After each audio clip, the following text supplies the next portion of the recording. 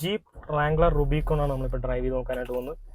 അപ്പോൾ എന്തുകൊണ്ട് റുബിക്കോൺ എടുത്താൽ കിട്ടുന്ന ഒരു അഡ്വാൻറ്റേജ് അല്ലെങ്കിൽ നമുക്ക് കിട്ടുന്ന ഫീൽ ഞാൻ ജസ്റ്റ് നിങ്ങളൊന്ന് കാണിച്ചു തരാം. ഇപ്പോൾ വീൽ സ്പിൻ അടിച്ച് കുറച്ച് പോയി എങ്കിലും ഇത് കാണുമ്പോൾ നിങ്ങൾക്ക് മനസ്സിലാവും എന്തുകൊണ്ട് ജീപ്പ് റുബിക്കോൺ ആൾക്കാർ വാങ്ങിക്കുന്നത്, എന്താണ് ഈ വാഹനത്തിൽ നിന്ന് കിട്ടുന്ന ഫീല് എന്നുള്ള കാര്യം.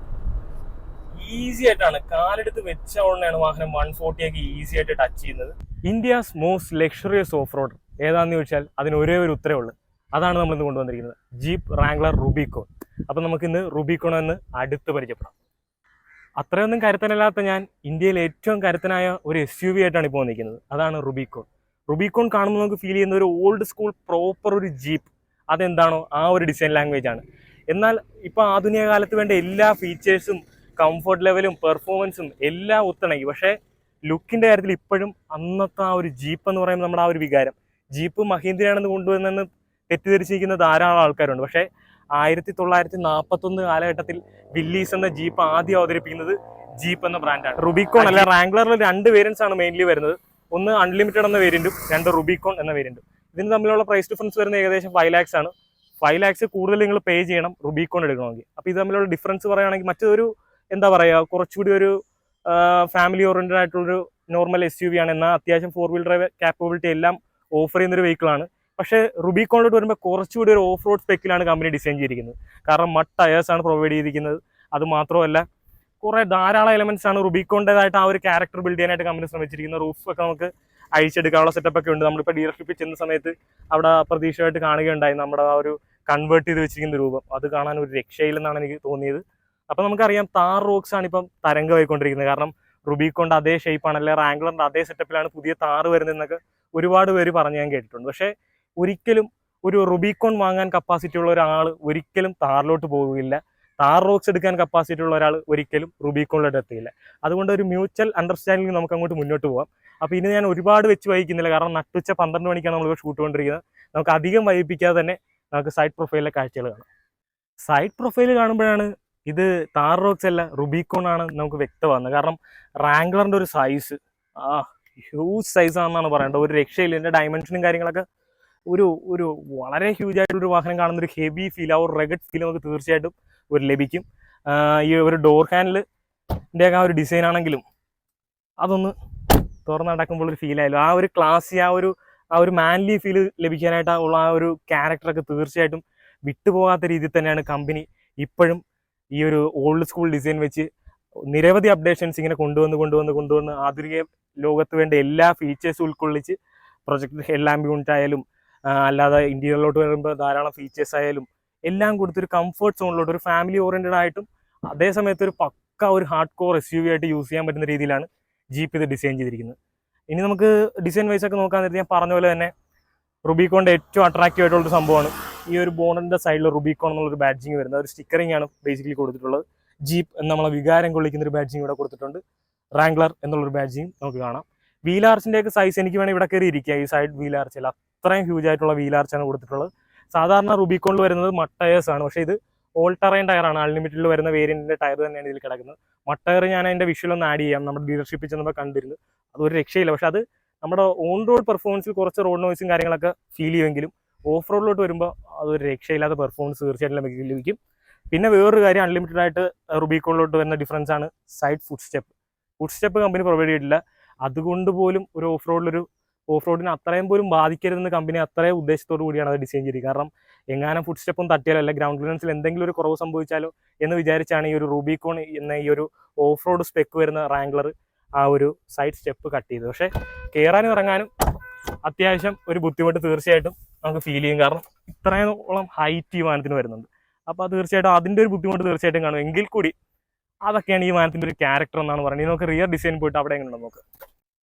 ഇങ്ങനൊരു ഓഫ് റോഡ് വാഹനം ഇങ്ങനൊരു ട്രാക്കിലിട്ടല്ല നിങ്ങളെ പരിചയപ്പെടുത്തേണ്ടത്. ഒരു മഡ് റേസിലൊക്കെ കുളിച്ച് കിടക്കുന്ന ഒരു റാംഗ്ലർ കാണുമ്പോൾ വേറെ ലെവൽ ഒരു ലുക്കാണെന്നാണ് പറയേണ്ടത്.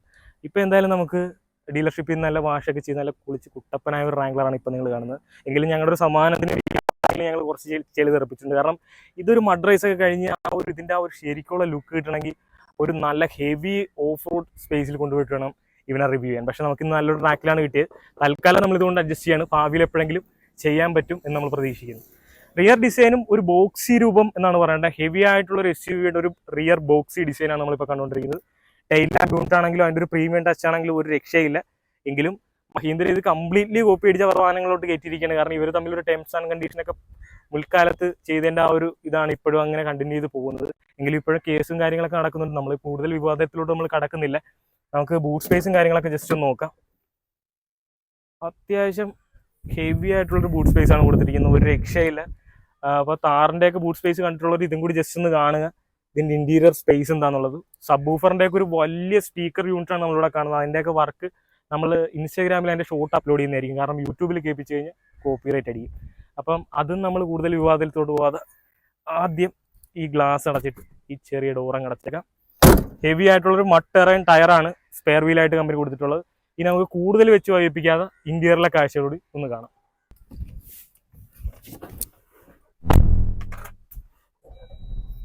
ജീപ്പ് റാംഗ്ലർ ഇന്റീരിയർ ആണ് നമ്മൾ കാണുന്നത്. നിങ്ങൾ ആ മീറ്റർ കൺസോൾ ശ്രദ്ധിച്ചോ? ആ ഒരു പഴയ വില്ലീസ് ജീപ്പിന്റെ ഒരു ആനിമേഷനൊക്കെ വന്ന് ഒരു രക്ഷയില്ല. നമുക്ക് വേറൊരു പ്രൗഢിയാണ്. ഒരു ജീപ്പാണ് ഓൺ ചെയ്യുന്നുള്ള എവിടെ ആ ഒരു ടച്ച് ആൻഡ് ഫീൽ ചെയ്യുമ്പോഴും നമുക്ക് ലഭിക്കും. ജീപ്പ് എന്നുള്ളൊരു ബ്രാൻഡിങ് കാണാം. അത്യാവശ്യം വലിയൊരു ഇൻഫർടൈൻമെന്റ് സിസ്റ്റമാണ് കൊടുത്തിരിക്കുന്നത്. മീറ്റർ കൺസോളൊക്കെ ആണെങ്കിൽ ആ ഒരു വിൻറ്റേജ് തീമിലാണ് കമ്പനി കൊടുത്തിരിക്കുന്നത്. എങ്കിലും നടുക്കൊരു MID ഉണ്ട്, അതിൽ എല്ലാവിധ ഇൻഫർമേഷൻസും നമുക്ക് ലഭിക്കും. ഡാഷ്ബോർഡിന്റെ ഏരിയ എന്നൊക്കെ വെച്ചാൽ വളരെ മിനിമൽ ആയിട്ടുള്ള ഏരിയയാണ്. അവിടെ സ്പീക്കേഴ്സും കാര്യങ്ങളൊക്കെ കാണാം. ഫുള്ളി വാട്ടർ പ്രൂഫ് ആണെന്നാണ് പറയേണ്ടത്.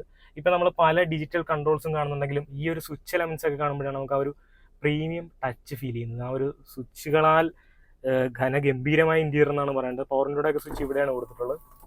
അതും 1 ടച്ച് ഡൗണും അപ്പും ഒക്കെ വരുന്നുണ്ട്. പിന്നെ ഇവിടെ ഒരുപാട് കൺട്രോൾസ് കാണാം. 4 വീൽ എൻഗേജ് ചെയ്യാനുള്ള ഒരു കുട്ടി ലിവർ കൊടുത്തിട്ടുണ്ട്. അതുമൊക്കെ മാനുവലി തന്നെയാണ് കൊടുത്തിട്ടുള്ളത്. മാനുവൽ ഹാൻഡ് ബ്രേക്കും കമ്പനി കൊടുത്തിട്ടുണ്ട്. ഓഫ് റോഡിന്റെ പല വിധமான സെറ്റിംഗ്സ് കൊടുത്തിട്ടുണ്ട്. ഓഫ് റോഡ് പ്ലസ് എന്നൊരു ഓപ്ഷൻ നമുക്ക് ഇവിടെ കാണാം. ഫ്രണ്ട് പ്ലസ് റിയർ ഉള്ളി എന്നൊക്കെ നമുക്ക് ഇവിടെ പല രീതിയിൽ ഷിഫ്റ്റ് ചെയ്യാനുള്ള കൺട്രോൾസ് കൊടുത്തിട്ടുണ്ട്. ഡിപ്പാർച്ചർ ആംഗിൾ എല്ലാം നമുക്ക് ഇവിടെ ഇരുന്ന് നോക്കാവുന്നതാണ്. വളരെ ചെറിയൊരു ഗ്ലൗ ബോക്സ്, ഇത്രയും ചെറിയ ഗ്ലൗ ബോക്സ് ഇത്രയും വലിയൊരു വാഹനത്തിന് നമുക്ക് എക്സ്പെക്ട് ചെയ്യാൻ പറ്റാത്ത കാര്യമാണ്. അത് ലോക്ക് ചെയ്യാനുള്ള ഫംഗ്ഷനും കൊടുത്തിട്ടുണ്ട്. പിന്നെ റൂഫിൻ ടോപ്പൊക്കെ ഹാർഡായിട്ടുള്ള മെറ്റീരിയൽസ് ആണ് യൂസ് ചെയ്തിട്ടുള്ളത്. ടോപ്പിലാണ് സ്പീക്കേഴ്സും കാര്യങ്ങളൊക്കെ വരുന്നത്. പിന്നെ എയർ ബാഗിനാൽ സമ്പന്നമായ ഒരു മോഡലാണ്. എല്ലാ വശത്തു നിന്നും എയർ ബാഗും കാര്യങ്ങളൊക്കെ വേണ്ടി ഇവിടെ ഒരു ഗ്രാബ് ഹാൻഡിലുണ്ട്. വളരെ സ്ട്രോങ് ആയിട്ടുള്ള, പിടിച്ച് കയറാനും ഇറങ്ങാനും ഒക്കെ വളരെ കംഫർട്ടാണ്. പിന്നെ ഡോറിൽ മിറർ ഇലക്ട്രിക്കലി അഡ്ജസ്റ്റ് ചെയ്യാനുള്ള ഫംഗ്ഷൻസും ലോക്ക് അൺലോക്ക് ഫംഗ്ഷനും കൊടുത്തിട്ടുള്ളത്. ഈ ഒരു സ്റ്റിയറിംഗ് വീല് ഇത് ഒരു രക്ഷയിൽ ഇപ്പോഴാണ് നമുക്ക് ആ ഒരു പ്രീമിയം ഫീൽ തീർച്ചയായും ലഭിക്കുന്നത്. അവിടെ ക്രൂസ് കൺട്രോളിന്റെ ഫംഗ്ഷൻസും മീഡിയയുടെ ഫംഗ്ഷൻസും നമുക്ക് ആ ഒരു ഭാഗത്തായിട്ട് കാണാം. പിന്നെ ഗിയർ നോബ് നിങ്ങൾ ശ്രദ്ധിക്കേണ്ട ഒരു സംഭവമാണ്. വില്ലീസിന്റെ ഒരു ബാഡ്ജിങ് ഇവിടെ കൊടുത്തിട്ടുണ്ട്. അതും കൊള്ളാം, ഒരു രക്ഷയില്ല. മാനുവൽ മോഡിലും നമുക്ക് ഷിഫ്റ്റ് ചെയ്ത് ഓടിക്കാനായിട്ട് സാധിക്കുന്നതാണ്. എഞ്ചിൻ സ്പെക്കും ബാക്കി കാര്യങ്ങളൊക്കെ നമുക്ക് ഡ്രൈവിന്റെ സമയത്ത് പറയാം. അതിന് മുമ്പായിട്ട് നമുക്ക് റിയർ സീറ്റിലെ കംഫർട്ട് എങ്ങനെയുണ്ടെന്ന് നോക്കാം. ഫുഡ് സ്റ്റെപ്പ് ഇല്ലാത്തതുകൊണ്ട് തന്നെ കയറാനും ഇറങ്ങാനും ബുദ്ധിമുട്ടുകളാണെന്നുള്ള കാര്യം സംശയമില്ല. പക്ഷെ ഇങ്ങനെയുള്ള വാഹനങ്ങളൊക്കെ എടുക്കുന്നവർ അത്രയും സ്പോർട്സ്മാൻ സ്പിരിറ്റ് ഉള്ളവരായിരിക്കും എന്നുള്ള കാര്യത്തിൽ യാതൊരു സംശയമില്ല. ഇനി കംഫർട്ടാണ് പ്രധാനമെങ്കിൽ അൺലിമിറ്റഡ് എടുത്താലും തെറ്റില്ല എന്നാണ് പറയേണ്ടത്. റിയർ സീറ്റിലെ സ്പേസ് നോക്കുമ്പോൾ അത്യാവശ്യം നല്ല സ്പേഷ്യസ് ആയിട്ടുള്ള ഇന്റീരിയർ ആണ്.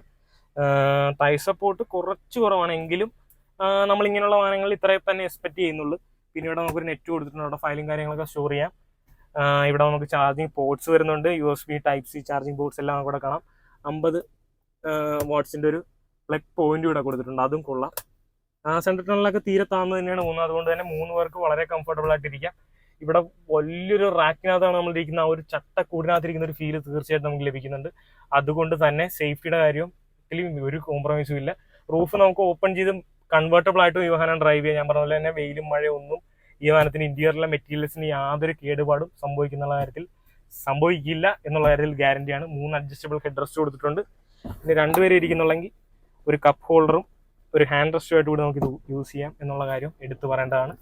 പ്രോപ്പർ സീറ്റ് ബെൽറ്റ്സും കാര്യങ്ങളൊക്കെയാണ് കമ്പനി കൊടുത്തിട്ടുള്ളത്. ആ കാര്യത്തിലൊന്നും യാതൊരു കോംപ്രമൈസും വരുത്തിയിട്ടില്ല. റിയർ AC വെൻസ് കൊടുത്തിട്ടുണ്ട്.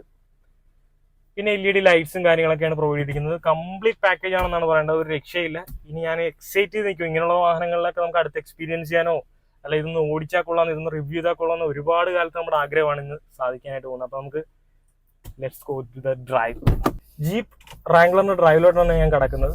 അപ്പൊ എനിക്ക് ഇവനിൽ ഞാനൊരു ഓഫ് റോഡ് വാഹനമായിട്ട് ഇവനെ കണ്ടുള്ളൂ. ഒരിക്കലും ഒരു പെർഫോമൻസ് ഓറിയന്റഡ് ആയിട്ടുള്ള ഒരു വാഹനമായിട്ട് ഞാൻ കണ്ടില്ല. പക്ഷെ ജസ്റ്റ് ഇവനൊന്ന് ആക്ച്വേറ്റ് ചെയ്തപ്പോഴാണ് ഇത് പെർഫോമൻസ് ഓറിയന്റഡ് ആയിട്ടുള്ള ഒരു വാഹനമാണെന്ന് എനിക്ക് പിടികിട്ടിയത്. കാരണം ഒരു രക്ഷയില്ല. കാലെടുത്ത് വെച്ച വാഹനം 140 ഒക്കെ ഈസി ആയിട്ടാണ് ടച്ച് ചെയ്യുന്നത്. ഹാൻഡ്ലിങ് ഒരു രക്ഷയില്ലെന്നാണ് പറയേണ്ടത്. കാരണം ഈ ഒരു സ്പെക്കുള്ള ഒരു 2 ലിറ്റർ പെട്രോൾ എഞ്ചിനാണ് ഈ വാഹനം റവ് ചെയ്യുന്നത്. ആ റവ് ചെയ്യുമ്പോൾ ഒരു എക്സോസ്റ്റ് നോട്ടായാലും ഏകദേശം 262 PS പവറും 400 Nm ടോർക്കും പ്രൊഡ്യൂസ് ചെയ്യുന്ന ഒരു രക്ഷയില്ലാത്തൊരു 4 സിലിണ്ടർ പെട്രോൾ എഞ്ചിനാണെന്നാണ് പറയേണ്ടത്. ഇത്രയും കരുത്തനായിട്ടുള്ള ടൺ കണക്കിന് ഭാരമുള്ള ഈ വാഹനത്തെ വലിച്ചുകൊണ്ട് പായുന്ന ഈ ഒരു എഞ്ചിൻ, അത് ജീപ്പിന്റെ എഞ്ചിനീയറിങ്ങിനെ അത് സാധിക്കത്തുള്ള നേരത്തെ യാതൊരു സംശയവും ഇല്ല. ഇത് ഓടിക്കുമ്പോൾ കിട്ടുന്ന ഒരു ഫീല് അതിന് നമ്മൾ പേ ചെയ്തേ പറ്റത്തുള്ളൂ. കാരണം ഞാൻ ഇത്ര നാൾ വിചാരിച്ചിരുന്നത് ഒരു എന്താ പറയാ, ഒരു എന്തൊക്കെ പറഞ്ഞാലും താർ റോക്സിന്റെ ഒരു ലുക്ക് അല്ലേ, താർ മോഡിഫൈ നോക്കി ഇതുപോലെയൊക്കെ ആക്കല്ലാന്ന്. പക്ഷെ ഒരിക്കലും ഈ ഒരു ഫീല് നമുക്ക് കിട്ടത്തില്ല. വാഹനത്തെ വലിച്ചെടുത്തോണ്ടാണ് പായുന്നത്. ഇതിന്റെ എഞ്ചിൻ ശരിക്കും ഒരു രക്ഷയില്ല. ഇതിനെപ്പറ്റി ഞാൻ എന്താ പറയാ, സ്പീഡോമീറ്റർ RPM അടിച്ചു കയറുന്ന പോലെയാണ് അതിന്റെ സ്പീഡ് കയറുന്നത്. സ്റ്റിയറിംഗിൽ നിന്ന് നമ്മൾ ആ ഒരു കോൺഫിഡൻസ് ലെവലൊന്നും ഒരു ഇഞ്ച് പോലും താഴത്തോട്ട് കുറയുന്നില്ല എന്നുള്ളതാണ് ഇവന്റെ ഹൈലൈറ്റ്. ശരിക്കും ജീപ്പിന്റെ ഓരോ വാഹനങ്ങൾ നമ്മൾ ഡ്രൈവ് ചെയ്യുമ്പോഴും നമ്മുടെ ആ ഒരു എക്സൈറ്റ്മെന്റ് ഫാക്ടറും ഒരു വൗ ഫാക്ടറും ഒക്കെ തീർച്ചയായിട്ടും ആ ഒരു ഫൺ ഫാക്ടർ എലമെന്റ് ഒക്കെ കൂടിക്കൂടി വരുന്നതല്ല. ഒരിക്കലും നമ്മൾ നിരാശപ്പെടുത്തിയിട്ടില്ല ജീപ്പിന്റെ വാഹനങ്ങൾ ഡ്രൈവ് ചെയ്യുന്ന സമയത്ത്. അതാണ് ഇവന്റെ ഒരു പെർഫോമൻസ്. ആ ഒരു ഫീലും കോൺഫിഡൻസും ആ ഒരു ഹെവിനെസ്സും എല്ലാം ഫീൽ ചെയ്യുന്നുണ്ട്. ഇപ്പൊ കമ്പനി മെയിനായിട്ട് ഇവനെ ഫോക്കസ് ചെയ്യുന്നത് ഒരു ഓഫ് റോഡ് സ്പെക്ക് വാഹനമായിട്ടാണ്. അപ്പൊ ഇവൻ ഓഫ് റോഡിൽ എന്തായിരിക്കും എന്ന് നമ്മൾ പറയേണ്ട കാര്യമില്ല. ഇവിടെ നമുക്ക് നല്ലൊരു ഓഫ് റോഡ് ട്രാക്ക് ഇല്ല, ഓഫ് റോഡ് എബിലിറ്റീസ് ഒക്കെ നിങ്ങളെ കാണിക്കാനായിട്ട്. പക്ഷെ ഇത്ര ഓടിച്ചതിൽ ഞാനിതിൽ 100% പെർഫോമൻസിന്റെ കാര്യത്തിൽ സാറ്റിസ്ഫൈഡ് ആണെന്നാണ് പറയേണ്ടത്. ശരിക്കും ഞെട്ടിച്ചു കളഞ്ഞു. അതിനപ്പുറം എനിക്കൊന്നും പറയാനില്ല, ഒരു രക്ഷയില്ല. അപ്പൊ നിങ്ങൾ എന്തായാലും ഈ ഒരു ബഡ്ജറ്റിൽ നിങ്ങളൊരു വാഹനം നോക്കുന്നുണ്ടെങ്കിൽ തീർച്ചയായിട്ടും നിങ്ങൾക്ക് പരിഗണിക്കാവുന്ന ഒരു നല്ലൊരു ഓപ്ഷനാണ്. നിങ്ങൾ സൊസൈറ്റിയിൽ ഒന്ന് അപ്സ്റ്റാൻഡ് ചെയ്ത് നിൽക്കും, നിങ്ങൾക്കൊരു സ്റ്റാറ്റസ് സിമ്പിളായിട്ട് കൊണ്ടു നടക്കാം. അതേസമയം തന്നെ നിങ്ങൾക്ക് ഇതൊരു ഫീൽ ചെയ്ത് ഇതിന്റെ പെർഫോമൻസ് ഒക്കെ ആസ്വദിച്ച് ഓടിച്ചുകൊണ്ട് നടക്കാനും അടിപൊളിയാണെന്നാണ് പറയേണ്ടത്. അപ്പൊ ഇത്രയൊക്കെ തന്നെ ഉള്ളു നമ്മുടെ ജീപ്പ് റാംഗ്ലറിന്റെ ഡ്രൈവ്. ഓടിച്ചിട്ട് മതിയാകുന്നില്ല. നമുക്ക് ഭാവിയിൽ എപ്പോഴെങ്കിലും ഇതുമായിട്ടൊരു ഓഫ് റോഡ് പോകാൻ പറ്റുമോ എന്നുള്ള പ്രതീക്ഷയോടുകൂടി നമ്മുടെ ഇന്നത്തെ വീഡിയോ ഇവിടെ വെച്ച് വൈൻഡപ്പ് ചെയ്യണം. അപ്പൊ നമുക്ക് ജസ്റ്റ് ഔട്ട്റോയിലും കൂട്ടും കൂടി ഒന്ന് കിടക്കാം. 2041 ആ വർഷത്തിന് എന്താ പ്രത്യേകത? ഈ വാഹനത്തിന്റെ നമ്പർ നിങ്ങൾ ശ്രദ്ധിച്ചായിരുന്നു? 1941 ആണ്. 1941 അമേരിക്കയിൽ ജനിച്ച ഒരു ജീപ്പാണ് ജീപ്പ് വില്ലീസ്. വില്ലീസിന്റെ പല എലമെന്റ്സ് നമുക്ക് കാണാം. USA എന്നുള്ള ബാഡ്ജിങ് കൊടുത്തിട്ടുണ്ട്. പല സ്ഥലത്തായിട്ട് ജീപ്പ് എന്നുള്ള ബ്രാൻഡ് കാണാം. ഈ ജീപ്പ് എന്ന ബ്രാൻഡ് ജന്മം കൊണ്ട വർഷമാണ് 1941. എവിടെയാണ് ജനിച്ചതെന്ന് ഞാൻ പറയേണ്ട കാര്യമില്ലല്ലോ, അമേരിക്കയിൽ. അപ്പൊ ഇപ്പൊ നമുക്ക് നോക്കുവാണെങ്കിൽ അറിയാം, ജീപ്പ് ഗ്ലോബലി വളർന്നു കഴിഞ്ഞു. ടൈംലെസ് ഡിസൈനുള്ള ഇത്രയും റൈഡായിട്ടുള്ള ഇത്രയും മാൻലി ആയിട്ടുള്ള ഒരു ഓഫ് റോഡ് വെഹിക്കിൾ നമുക്ക് വേറെ ലഭ്യമല്ല. അത് നോക്കുകൊണ്ട് ഗ്ലോബലി നോക്കുകയാണെങ്കിൽ ഒരു വലിയ സക്സസ് ആണ് ജീപ്പ് എന്നുള്ള കാര്യത്തിൽ യാതൊരു സംശയമില്ല. അപ്പൊ ഇത്രയും കിടിലമായിട്ടുള്ളൊരു കരുത്തുറ്റ SUV അവതരിപ്പിച്ചതിൽ എനിക്ക് അതിയായ സന്തോഷമുണ്ട്. പെർഫോമൻസ് കൊണ്ട് തന്നെ ഞെട്ടിച്ചു കളഞ്ഞു. പെർഫോമൻസും എക്സോസ്റ്റ് നോട്ടും ആ ഒരു ബിൽഡ് ക്വാളിറ്റിയും ഫീച്ചേഴ്സും കംഫർട്ട് ലെവലും ഓഫ് റോഡ് സ്പെക്ക് ഒരു രക്ഷയില്ലെന്നാണ് പറയുന്നത്. അപ്പൊ ഇത് അഫോർഡ് ചെയ്യാൻ താല്പര്യമുള്ളവർ ഈ ഒരു ബ്രാൻഡ് വാല്യൂ, ഈ ഒരു തറവാടിത്തം, ഈ ഒരു റോയൽറ്റി ഒക്കെ ആഗ്രഹിക്കുന്ന, നിങ്ങളുടെ സ്റ്റാറ്റസ് സിമ്പൽ ഒന്ന് ഉയർത്തണമെന്നുണ്ടെങ്കിൽ എത്രയും പെട്ടെന്ന് പിനാക്കിൾ മോട്ടോഴ്സുമായിട്ട് കോൺടാക്ട് ചെയ്യുക. ഉടനെ ഒരു ജീപ്പ് റാംഗ്ലർ സ്വന്തമാക്കുക. അപ്പം നമ്മുടെ വീഡിയോ കണ്ട എല്ലാ സുഹൃത്തുക്കൾക്കും നന്ദി, നമസ്കാരം.